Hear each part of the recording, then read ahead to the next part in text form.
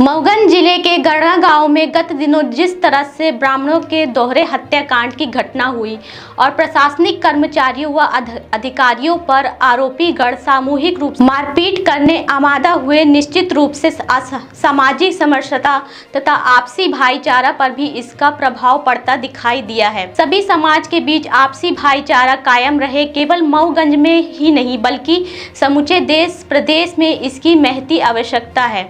आज उक्त आशय के विचार निज निवास कुटेही रीवा में आयोजित पत्रकार वार्ता के दौरान पूर्व विधायक लक्ष्मण तिवारी ने व्यक्त किया। श्री तिवारी ने आगे बताया कि आगामी 8 अप्रैल 2025 को मऊगंज क्षेत्र के न्याय पसंद जनता जनार्दन द्वारा सगुन बारातकर में आज सामाजिक समरसता सम्मेलन आयोजित होने जा रहा है।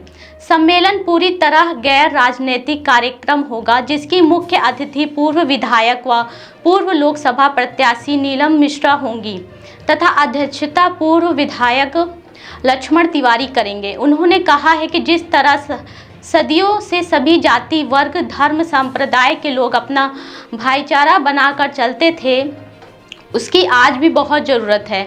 पूर्व विधायक श्री तिवारी ने मीडिया से कहा कि गढ़ा हत्याकांड में कई कट्टरपंथी षड्यंत्रकारियों का हाथ रहा, जिसकी जांच व संवैधानिक कार्यवाही प्रशासन कर रहा है।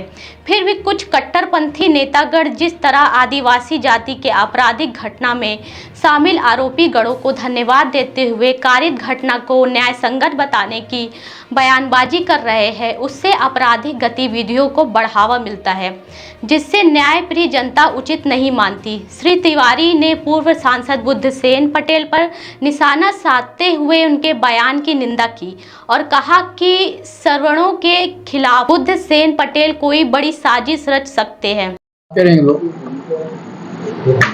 सम्मानित इलेक्ट्रॉनिक और प्रिंट मीडिया के मेरे मित्र और साथीगण, मैं सबसे पहले क्योंकि मेरे निज निवास में आपका आगमन है, तो मैं आपका अभिनंदन करता हूं, स्वागत करता हूं। आज ये प्रेस कॉन्फ्रेंस बुलाने का मकसद ये था कि आगामी 8 अप्रैल को मऊगंज की धरती पर एक आयोजन होने जा रहा है, जिसका नाम है समरसता सम्मेलन। आपको ध्यान है कि विगत 15 दिन से और जब से मऊगंज जिला बना है, खासतौर पर लगातार घटनाएं का इजाफा हो रहा है।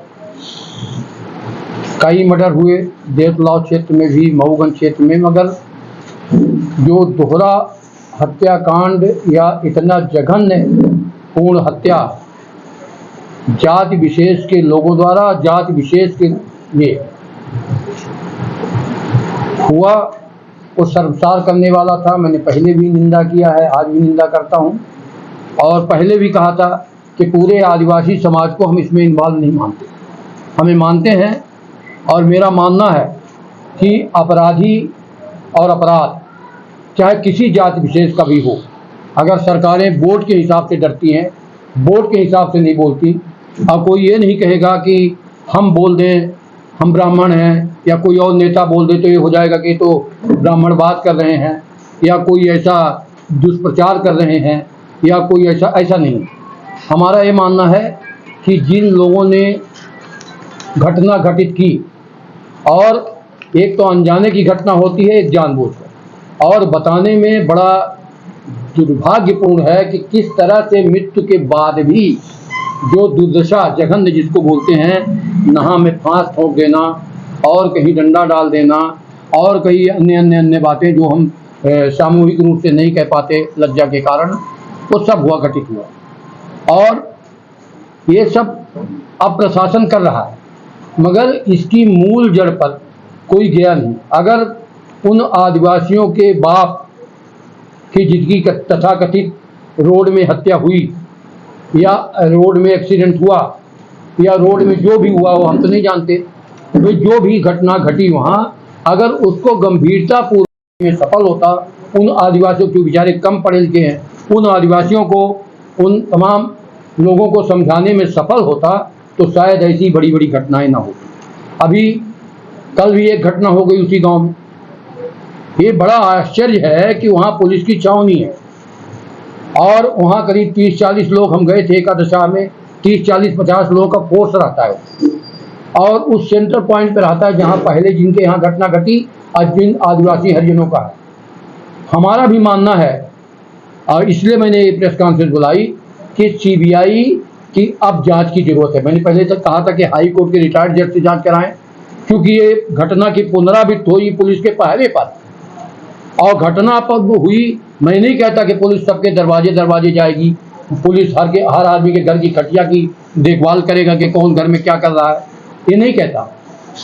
मगर ये बात सही है कि अगर पुलिस का वहाँ चौकीदारी करने का, प्रशासन का वहाँ काम करने का मकसद क्या है। जब घटनाएं पर वृद्धि हो रही है, घटनाएं दिनों दिन बढ़ रही हैं, तो ऐसी स्थिति पर तो हमको लगता है कि अब सामाजिक समरसता की जरूरत है।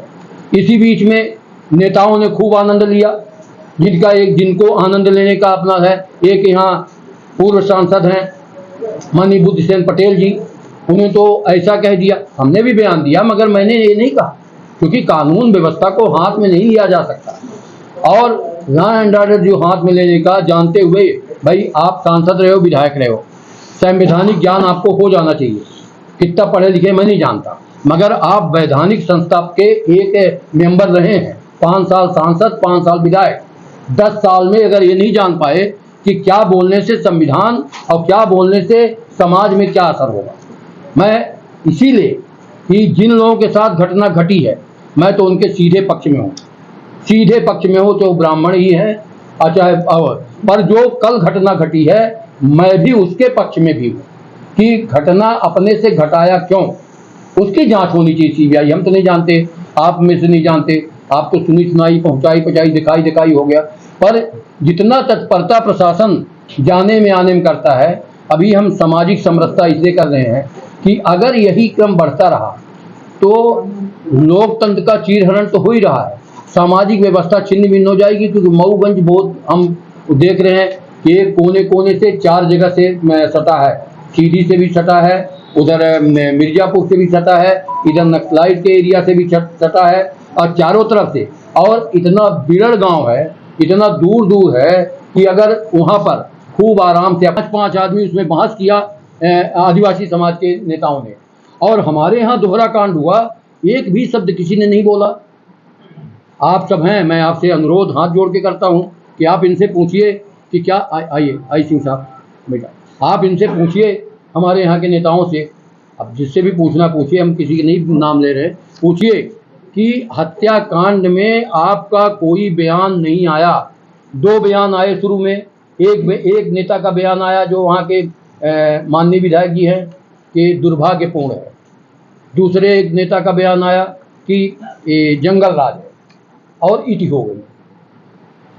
तो हम तो कर ही रहे हैं, हमने पहले भी प्रेस कॉन्फ्रेंस किया, वहाँ गए भी, स्थल में भी गए, प्रशासन से भी बात किया और उसी कड़ी में ये प्रेस कॉन्फ्रेंस है, उसी कड़ी का ये प्रेस कॉन्फ्रेंस है। और हम प्रशासन से ये बताना चाहते हैं कि हम आपकी मदद कर रहे हैं।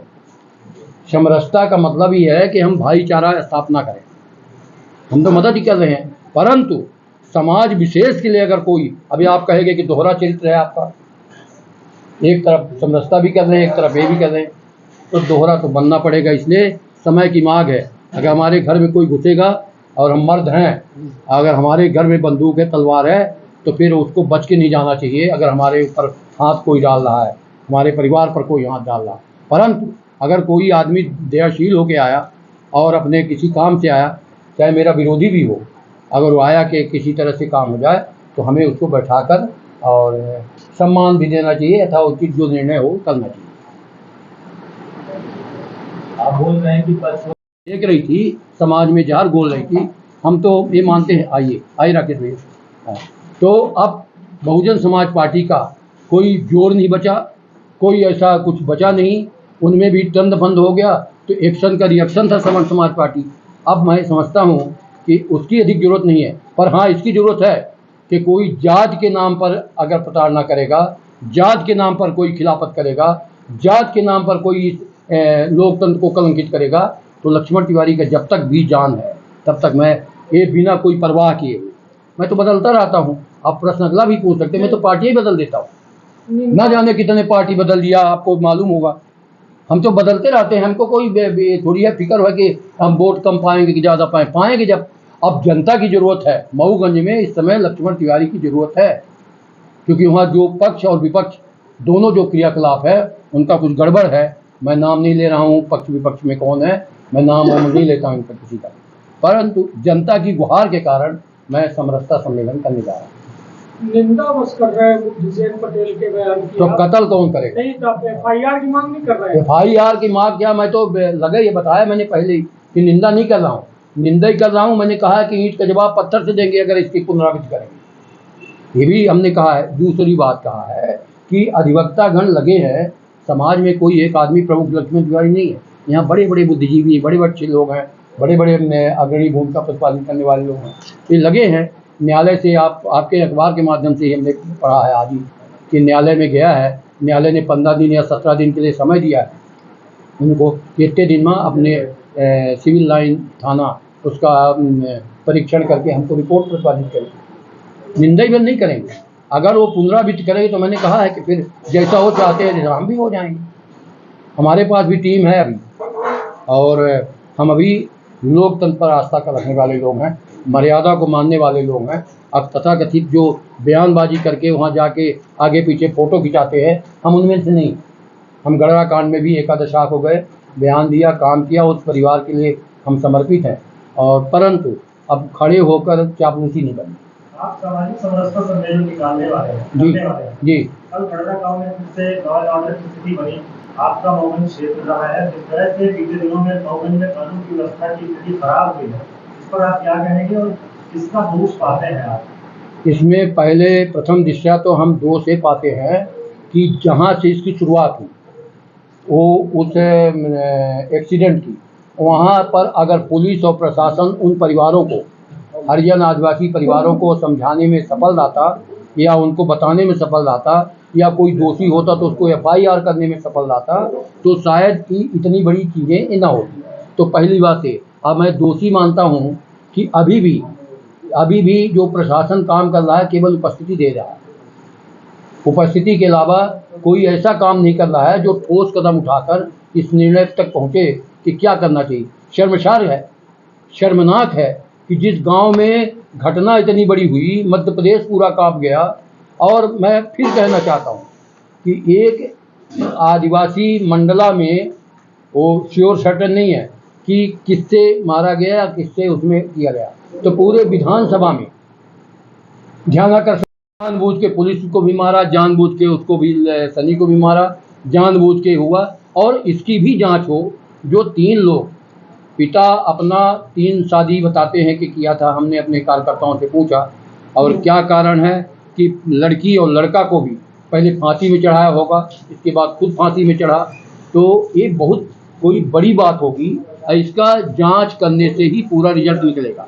मैं आपको और आपके माध्यम से केवल ये संदेश देना चाहता हूँ कि जिन लोगों को, न केवल मऊगंज, न केवल देवलाव, न केवल उस हनुमना क्षेत्र में, जिन लोगों को ये लगता है कि अन्याय है, और जिन लोगों को लगता है कि न्याय के रास्ते आदमी को कहीं न कहीं चलना चाहिए, तो कृपा करके 8 तारीख को आए। और प्रशासन से मेरा अनुरोध है कि मैं कोई राजनीतिक कार्यक्रम नहीं कर रहा हूँ, मैं कोई धरना नहीं कर रहा हूँ, मैं कोई प्रदर्शन नहीं कर रहा हूँ, मैं कोई आंदोलन नहीं कर रहा हूँ, और ये केवल सामाजिक समरसता बनाने के लिए वहाँ लोगों को से सुझाव लेंगे कि ऐसी परिस्थिति में गांव-गांव में क्या करना चाहिए, ऐसे परिस्थिति में क्या स्थिति पैदा होगी।